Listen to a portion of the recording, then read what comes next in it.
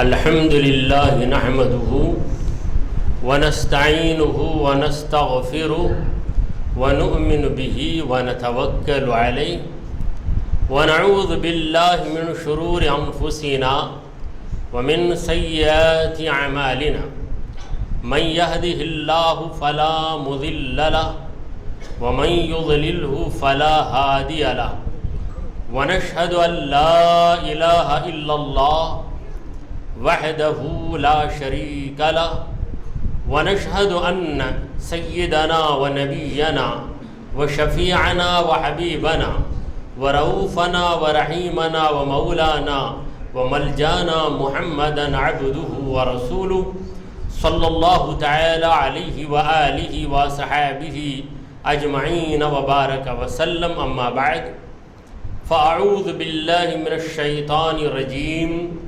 بسم الله الرحمن الرحيم. وما أرسلناك إلا رحمة للعالمين. صدق الله مولانا العظيم. محترم المقام صدر محفل، علماء باوقار، مسجد کے اراکین، جملہ حاضرین، السلام علیکم ورحمۃ اللہ وبرکاتہ. پروردگار عالم کا ہم لوگوں پر بہت بڑا احسان و کرم ہے کہ اس نے ہمیں آقائے نامدار احمد مختار مدنی تاجدار دونوں جہاں کے سردار حضرت محمد مصطفیٰ رسول خدا صلی اللہ تعالی علیہ وآلہ وسلم کی بابرکت امت میں پیدا فرمایا. حضرات گرامی، آج کی یہ نورانی محفل نبی کریم صلی اللہ تعالی علیہ وآلہ وسلم کی میلاد کی محفل بھی ہے اور اس بات میلاد کی بھی محفل ہے. اور اس بابرکت موقع پر ایک ایسی کتاب کا اجرا کیا گیا جو اس زمانے کی ضرورت ہے. جب جب بیماری آتی ہے تب تب دوا کی ضرورت پڑتی ہے. تو آج کے اس دور میں وہ کتاب جو برسوں سے پڑھی جاتی ہے، مسجدوں میں پڑھی جاتی، مدرسوں میں پڑھی جاتی، مسلمانوں کے گھروں میں پڑھی جاتی، جس کو یہاں کے لوگ سبحان مولد کے نام سے یاد کرتے ہیں، اس کتاب کے خلاف بکواس کی جب بیماری پھیلی تو اس کے لیے دوا لازمی تھی.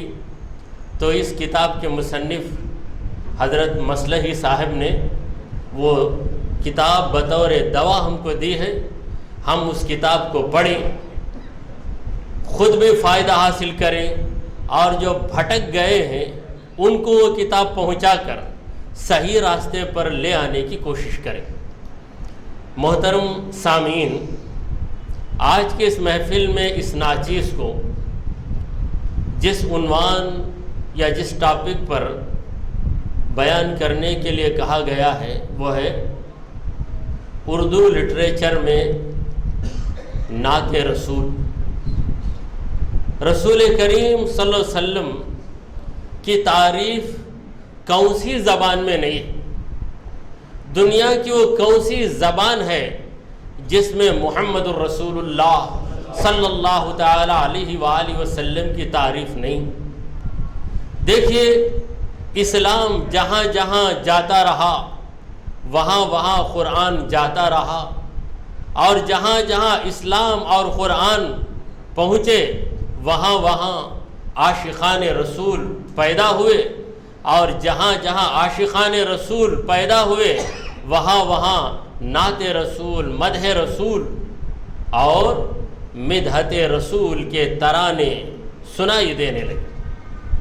جہاں تک لٹریچر یا ادب کی بات ہے، یہ دو قسموں پر مشتمل ہے. ایک ہے نثر اور دوسری قسم ہے نظم. Prose, poetry. ویسے تو ہر زبان کے اندر نثر اور نظم میں سرکار دو عالم صلی اللہ تعالی علیہ وآلہ وسلم کی تعریف و توصیف پائی جاتی ہے، مگر اردو زبان چونکہ ہندوستان کے اکثر مسلمانوں کی زبان ہے، پاکستان والوں کی زبان ہے، اور اکثر علماء کرام نے اس زبان کو شاعری کے لیے اختیار کیا ہے، لہٰذا اردو زبان میں بھلے وہ نثر رہے یا نظم رہے، ہمیں بھرپور اثاثہ اور ایک وسیع خزانہ نظر آئے گا۔ سرکار دو عالم صلی اللہ علیہ وسلم کی سیرت مبارکہ، آپ کے معجزات، آپ کے شمائل پر مشتمل عربی زبان میں کتابیں تھیں، تو ان کتابوں کو اردو زبان میں ترجمہ کیا گیا، اور یہ کہ کتاب کا ترجمہ کئی مصنفوں نے کیا ہے، بھلے وہ امام بیہقی کی دلائل النبوہ رہے یا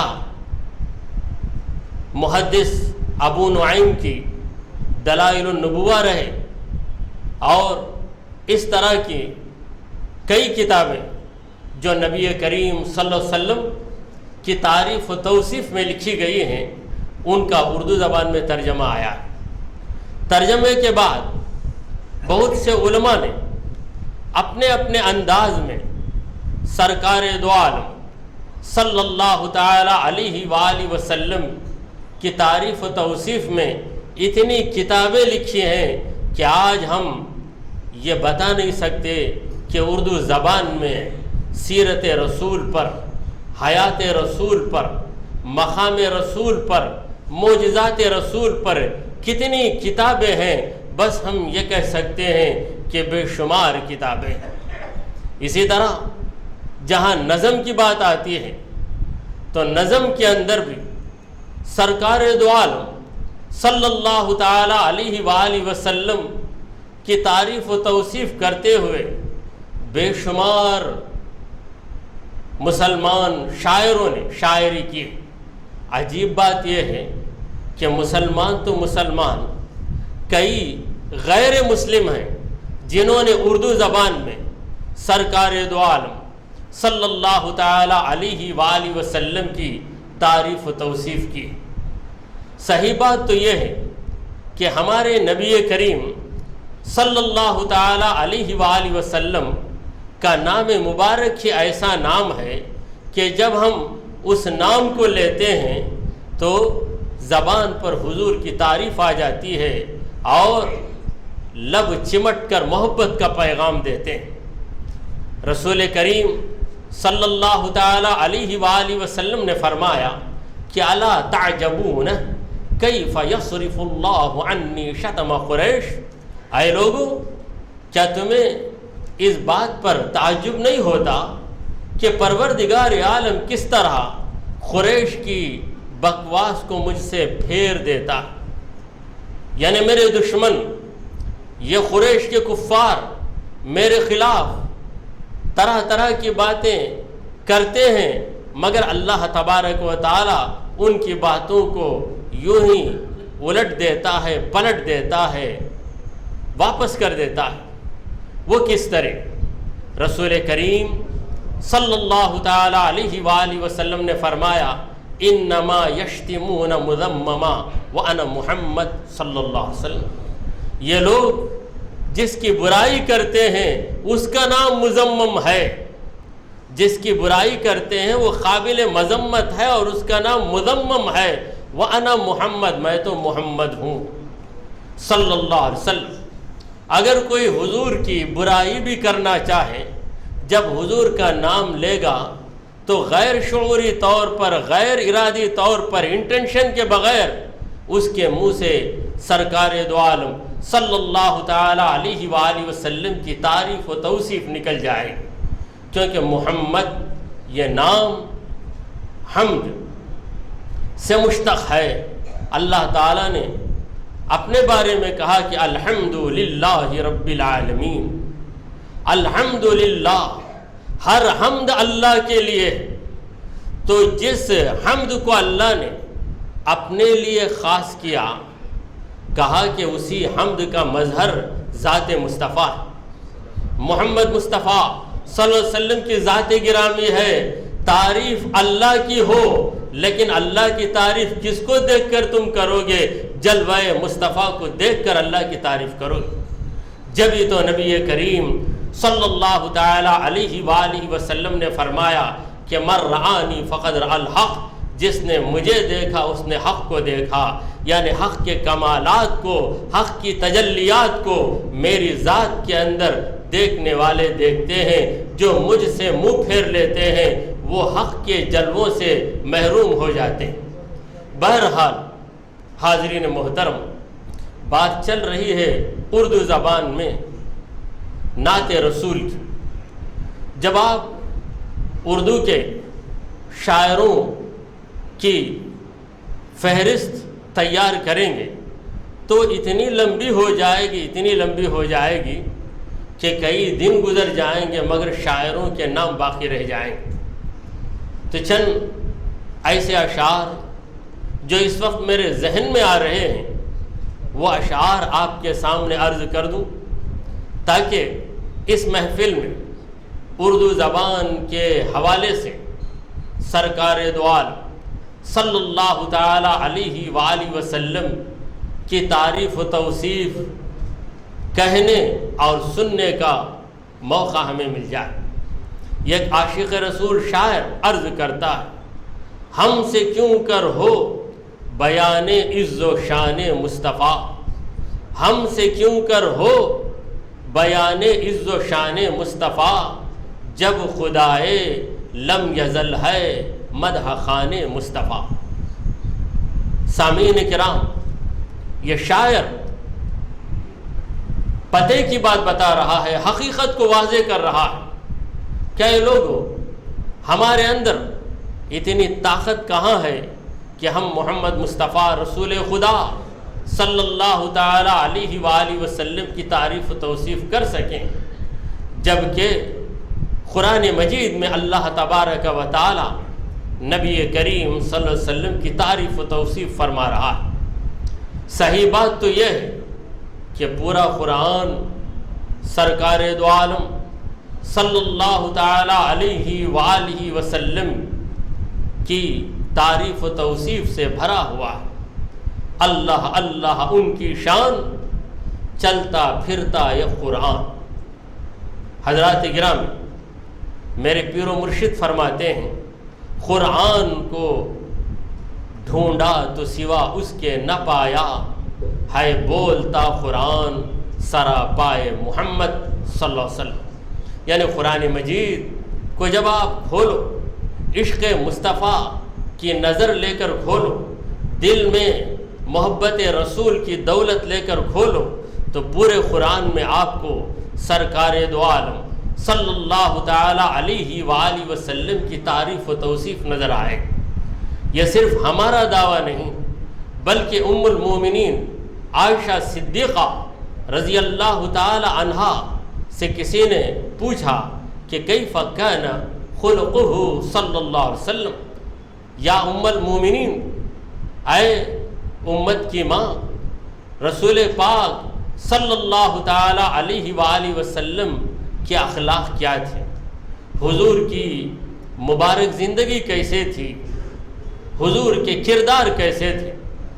تو بی بی عائشہ صدیقہ رضی اللہ تعالی عنہا نے ایسا جامع جواب دیا کہ جواب بہت مختصر مگر اتنا مناسب کہ اس سے زیادہ مناسب جواب نہیں ہو سکتا۔ بی بی عائشہ صدیقہ رضی اللہ تعالی عنہا نے پوچھا، کیا تم نے قرآن نہیں پڑھا؟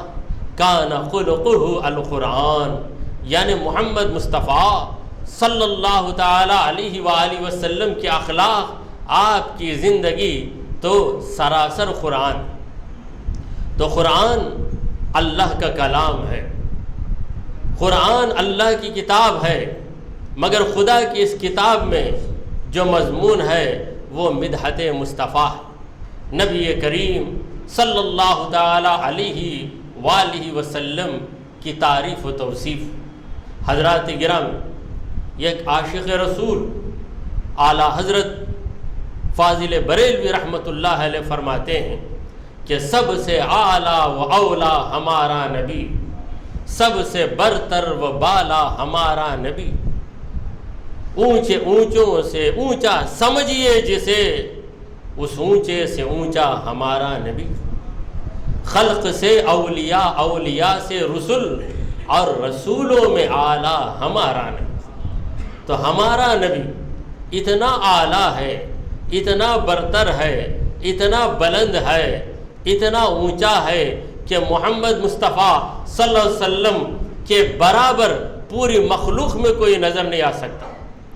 سرکار دو عالم صلی اللہ علیہ وسلم کے بارے میں قصیدہ بردہ میں علامہ بوصیری علیہ الرحمہ فرماتے ہیں منزہ عن شریک فی محاسنہ، یعنی محمد مصطفیٰ صلی اللہ علیہ وسلم کے محاسن، آپ کی خوبیاں، آپ کی خصلتیں ایسی ہیں کہ مخلوق میں کوئی آپ کی شرکت نہیں کر سکتا، کوئی آپ کے اوصاف میں اور آپ کے محامد و محاسن میں برابری نہیں کر سکتا۔ جب کوئی آپ کا شریک ہی نہیں ہو سکتا تو آپ سے بڑھ کر کون ہو سکتا؟ اسی لیے اردو کا ایک شاعر کہتا ہے محمد مصطفیٰ کا کوئی ہمسر ہو نہیں سکتا، محمد مصطفیٰ کا کوئی ہمسر ہو نہیں سکتا، بشر کیا ہے فرشتہ بھی برابر ہو نہیں سکتا۔ حضرات گرامی، اردو زبان کو اگر زینت ملی ہے، حسن ملا ہے، جمال ملا ہے تو محمد مصطفیٰ صلی اللہ علیہ وسلم کی تعریف و توصیف کی بدولت ملا ہے۔ اسی طرح جس زبان میں، بھلے وہ تمل زبان رہے، ملیالم زبان رہے یا انگریزی زبان رہے، کوئی بھی زبان رہے، جب اس زبان کے اندر نعت رسول داخل ہو گئی تو اس زبان کے اندر جمال آ گیا، اس زبان کے اندر حسن آ گیا، کیونکہ حسن والے مصطفیٰ کا بیان اس زبان میں آ گیا، جمال والے مصطفیٰ کا ذکر اس زبان میں آ گیا۔ حضرات گرامی، سرکار دو عالم صلی اللہ علیہ وسلم کی تعریف و توصیف شاعروں نے بھی کی ہے، مصنفوں نے بھی کی ہے، اور تقریر کرنے والے مقرروں نے بھی کی ہے، مگر سبوں نے ایک زبان ہو کر اس بات کا اعتراف کیا ہے، اس بات کو تسلیم کر لیا ہے، اس بات کو قبول کر لیا ہے کہ لا يمكن الثناء كما كان حقه، یعنی محمد مصطفیٰ صلی اللہ تعالی علیہ وآلہ وسلم کا جو حق ہے ویسی تعریف ممکن ہی نہیں ہے۔ لا یمکن پہ غور کیجیے، یصعب نہیں کہا بلکہ لا یمکن۔ یصعب کے معنی مشکل ہے، مشکل ہے، محنت کریں گے تو کام ہو جائے گا، مگر جہاں لا یمکن کی بات آ جائے تو کتنی بھی محنت کرو وہ چیز تم پا ہی نہیں سکتے، اسی لیے لا یمکن کی بات کہی گئی۔ لا یمکن الثناء کما کان حقہ، یعنی محمد مصطفیٰ صلی اللہ علیہ وسلم کی تعریف و توصیف جس طرح بیان کرنا ہے ویسی تعریف ہو ہی نہیں سکتی۔ بعد از خدا بزرگ تو یہ قصہ مختصر، یا رسول اللہ، اللہ تبارک و تعالیٰ کے بعد سب سے زیادہ بزرگ ترین ہستی، عظیم ترین ہستی، اعلیٰ ہستی اگر کسی کی ہے تو آپ کی ہستی۔ سرکار دو عالم صلی اللہ علیہ وسلم کے بارے میں ایک عاشق رسول یوں عرض کرتا ہے محمد مصطفیٰ کی شان دیکھو کیا نرالی ہے، محمد مصطفیٰ کی شان دیکھو کیا نرالی ہے، نخائص کے شوائب سے بھی ان کی ذات خالی۔ نبی کریم صلی اللہ علیہ وسلم کی ذات میں اللہ تعالیٰ نے کوئی عیب نہیں رکھا، کوئی نقص نہیں رکھا، کوئی کمی نہیں رکھی، اگر حضور کی ذات میں کوئی کمی آ جائے تو اس میں محمد غلط ہو جائے گا۔ محمد صلی اللہ علیہ وسلم کا نام محمد کس نے رکھا؟ اللہ تعالیٰ نے رکھا۔ قرآن مجید میں اللہ نے کہا محمد الرسول اللہ، محمد صلی اللہ علیہ وسلم اللہ کے رسول ہیں۔ جب اللہ نے آپ کا نام محمد رکھ دیا ہے تو اللہ تعالیٰ کا فیصلہ غلط نہیں ہو سکتا۔ اللہ تبارک و تعالیٰ کا رکھا ہوا نام غلط نہیں ہو سکتا۔ جب اللہ کی بات غلط نہیں ہو سکتی تو محمد کی ذات میں کمی نہیں آ سکتی۔ اگر کمی آ گئی تو حضور کو محمد کہنا غلط ہو جائے گا۔ تو محمد صلی اللہ علیہ وسلم یہ نام خود بتا رہا ہے کہ سرکار دو عالم صلی اللہ علیہ وسلم کے اندر کمال ہی کمال۔ یہ صرف ہمارا دعویٰ نہیں بلکہ حضرت حسان بن ثابت رضی اللہ تعالیٰ عنہ نے کہا کہ خلقتا مبرأ من کل عیب۔ جو بات آج ہم کر رہے ہیں آج سے 1400 برس پہلے صحابی رسول حضرت حسان بن ثابت رضی اللہ تعالیٰ عنہ نے وہی بات کی ہے۔ خلقتا مبرأ من کل عیب، من کل عیب کہا، من عیب او عیبین نہیں ہے، یہ عیب یا دو عیب سے کم نہیں ہے بلکہ کوئی عیب آپ کے اندر نہیں ہے، کیونکہ لفظ کل احاطے کا تقاضا کرتا ہے، یعنی کل آ گیا تو بات یوں ہو گئی کہ جو بھی عیب ہو وہ کسی اور میں ہو تو ہوا کرے مگر محمد مصطفیٰ میں ہو نہیں سکتا۔